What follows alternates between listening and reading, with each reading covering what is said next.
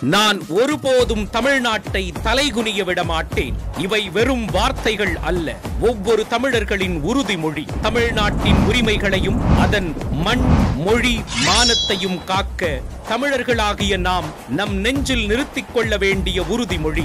2026 தமிழ்நாடு சட்டமன்ற தேர்தல் ஆட்சி அதிகாரத்துக்கான தேர்தல் அல்ல. அது தமிழ்நாட்டின் எதிர்காலத்தையும் அதன் உரிமைகளையும் தீர்மானிக்கப் போகும் ஒரு மாபெரும் ஜனநாயக போர்.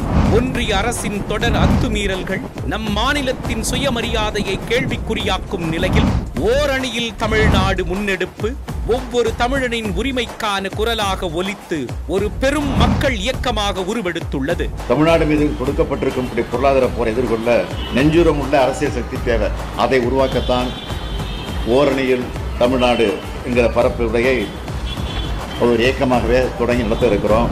உலகிற்கே பொதுமறையை தந்த நம் தமிழ் மொழியையும் கீழடி மூலம் உலகின் மூத்த நாகரீகமாய் உருவெடுத்துள்ள தமிழர் நாகரீகத்தையும் அழிக்க வாக்குரிமையை பறிக்கும்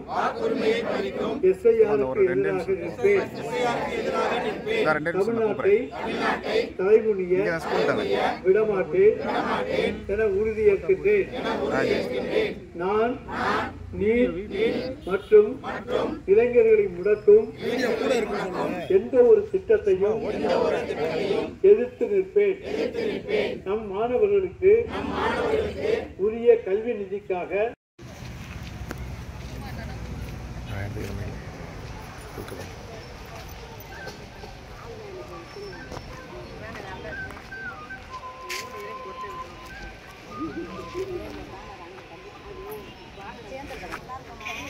அவருடைய ஃபோனு தானேங்க, கொஞ்சம் கீழே இறக்கி பிடிங்கக்கா. இப்போ நல்லா தெரியுங்கக்கா, கொஞ்சம் கீழே இறக்கி பிடிங்க. போதும்.